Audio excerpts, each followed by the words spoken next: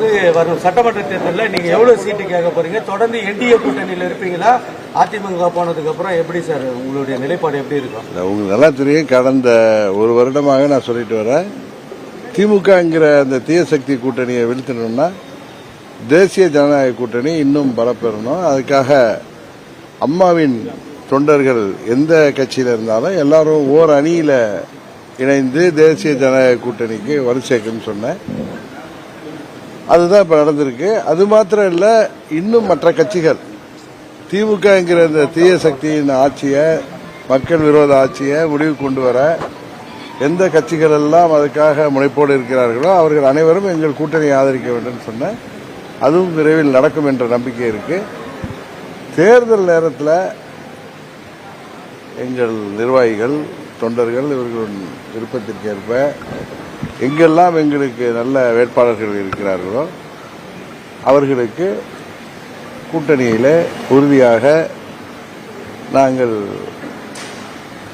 தேவையான இடங்களை பெற்று திமுக ஆட்சியை முடிவுக்கு கொண்டு வர அம்மா மக்கள் முன்னேற்ற கழகம் கூட்டணியில எல்லோரையும் அனுசரித்து செல்வோம். பெண்களை பற்றியும் மதத்தை பற்றியும் வந்து அவதூறாக பேசுனதுனால அவர் மீது நம்பிக்கையில்லா தீர்மானம் கொண்டு வரணும்னு நீங்க நயினார் நாகேந்திரன் பொன்முடி மேல ஆளுநரை சந்திச்சு ஒரு சட்டமன்றத்தில் தீர்மானம் கொண்டு வர கொடுத்திருந்தார். திமுகவில் பெரும்பாலானவர்கள் தாங்கள் எல்லாருக்கும் மேலாகவும் பிக் பாஸ் ஆட்டிடியூடில் அவர்களெல்லாம் அறிவாளிகள், அவர்கள்தான் எல்லாம் தெரிந்தவர்கள் போல நிறைய பேர் பேசி வருவாங்க.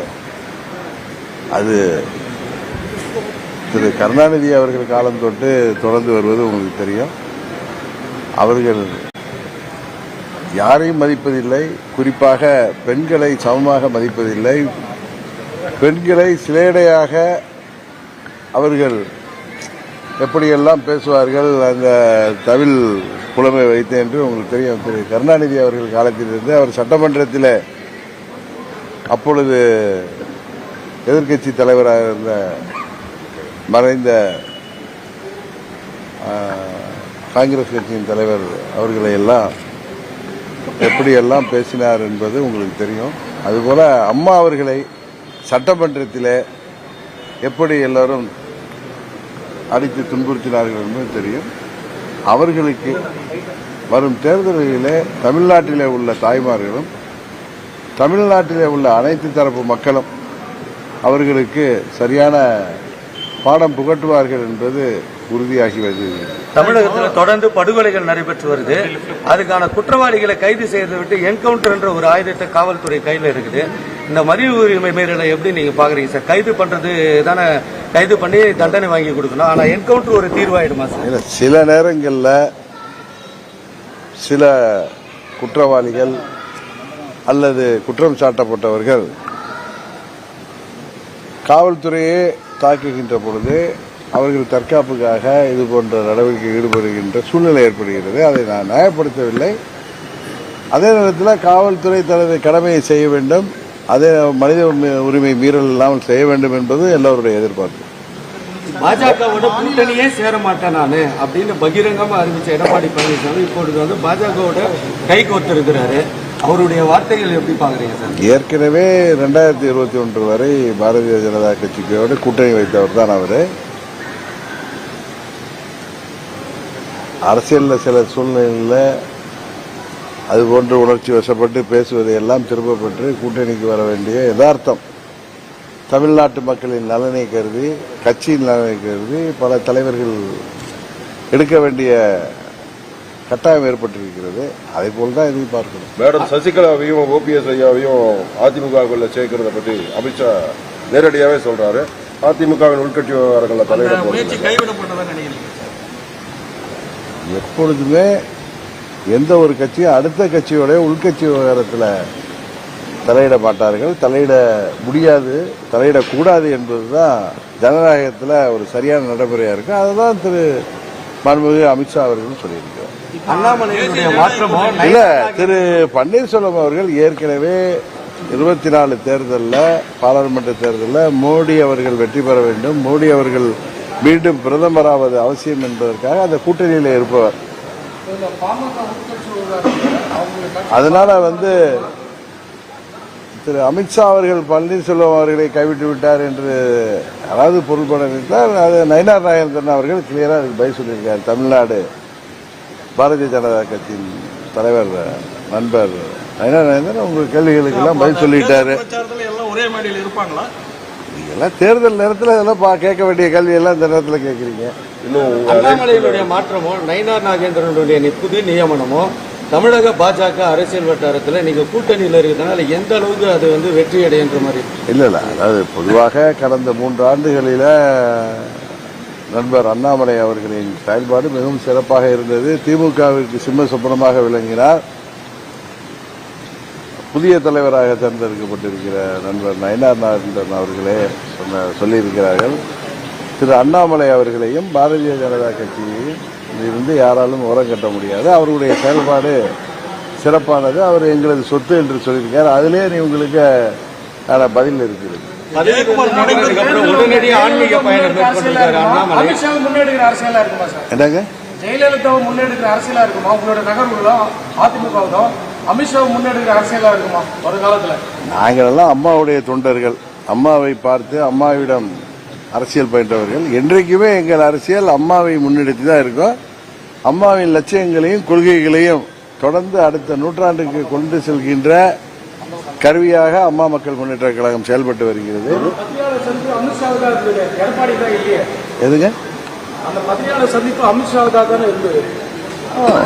பாரதிய ஜனதா கட்சி இந்தியா முழுவதும் ஆளுகின்ற ஒரு கட்சி. அந்த கட்சியின் முக்கியமான தலைவர் அந்த பத்திரிகை சந்திப்பை நடத்துகிறப்ப அவருடைய சந்திப்பாகத்தான் இருக்கும். அது திடீர் ஆன்மீக பயணம் திடீர்லாம் இல்லைங்க. ஒரு 3 நாள் போயிட்டு வரேன்னு சொல்லிருக்காரு. 14ஆம் தேதி வந்து விடுவாரு.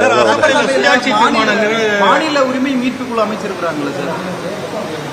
யாரு? திமுக அவங்க ஆட்சியில இருந்தப்பெல்லாம் 74ல இருந்து கச்சத்தீவு என்கிற நமது உரிமையை, தமிழ்நாட்டு உரிமையை விட்டுக் கொடுத்தவர்கள் அவர்கள். காவிரி பிரச்சனையில அந்த ஒப்பந்தத்தை காலாவதியாக விட்டவர்கள் திமுகவினர். இந்த நீட் தேர்வை பற்றி நீங்க பேசுறாங்களா? நீட் தேர்வு வருவதற்கு அவர்கள் கூட்டணியாக இருந்த காங்கிரஸ் கட்சி ஆட்சியில தான் வந்தது. அதுபோல தமிழ்நாட்டு மக்களை வாட்டி வதைக்கின்ற பல்வேறு திட்டங்கள், மீத்தேன், ஈத்தேன் போன்ற திட்டங்களை கொண்டு வந்தது திமுக ஆட்சியில. இதெல்லாம் இன்றைக்கு மக்கள் இந்த ஆட்சி மேல மிகவும் கோபமான மனநிலை இருக்கிறதுனால அதையெல்லாம் திசை திருப்புவதற்காகவும் தேசிய ஜனநாயக கூட்டணி தினம் தினம் பலப்பட்டு வருவதாலும் பயத்தில் அவர் சட்டமன்றத்தில் இது போன்ற தீர்மானங்களை நிறைவேற்றி வருகிறார் என்பதுதான் உண்மை. சார், இப்ப ஜெயக்குமார் போன்ற ஆட்கள் எல்லாம் அதிருப்தியில் இருக்கிற மாதிரி ஒரு தகவல் வருது. அவரே தான் நேற்று பதில் சொல்லியிருக்காரு. நான் அதே போல இருப்பதா தெரியல தெரியுது அவருடைய பதில். எடப்பாடி உள்ள கட்சியில் இணைக்கிறதுக்காக அவரே கூட்டு விட்டாரா போவீங்களா? இதே மாதிரி உங்களுடைய கற்பனைக்கெல்லாம் நான் பதில் சொல்ல விரும்புகிறேன். இல்ல இதெல்லாம் நீண்ட நாட்களாக இல்ல எது கற்பனையான விஷயம்லாம் இல்ல. ஒரு கட்சி கூட்டணியிலிருந்து விலகிய கட்சி மீண்டும் கூட்டணிக்கு வருவது அது அந்த தொண்டர்கள் விருப்பப்பட்டது. தமிழ்நாட்டு மக்கள் அனைவருமே, அம்மாவின் தொண்டர்கள் அனைவரும் ஓர் அணியில் இணைந்து திமுக வீழ்த்த வேண்டும் என்று விருப்பப்பட்டதுதான் நடந்து வருது. தவிர உங்களுக்கு வேண்டுமானால் அது கற்பனையா இருக்கும்.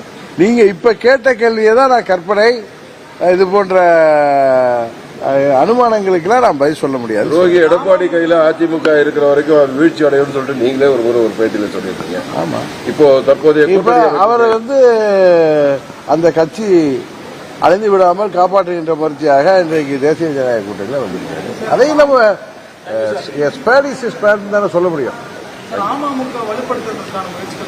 நான் தொடர்ந்து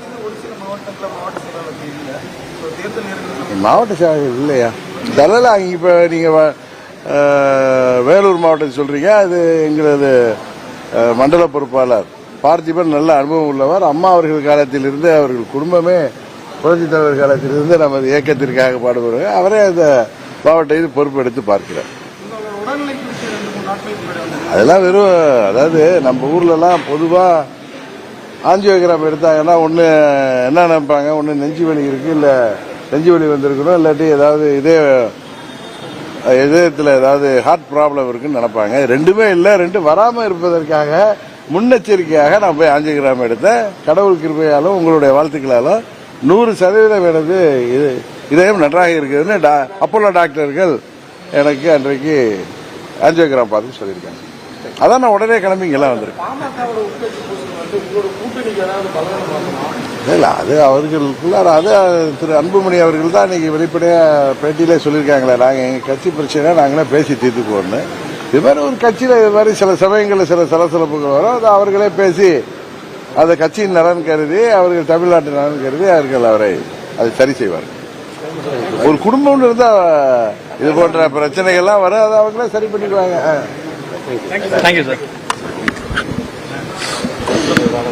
பிளே ஸ்டோர் மற்றும் ஆப் ஸ்டோரில் இருந்து பாலிமர் செயலியை QR கோடு மூலம் பதிவிறக்கம் செய்யுங்கள். செய்திகளை உடனுக்குடன் பெறுங்கள்.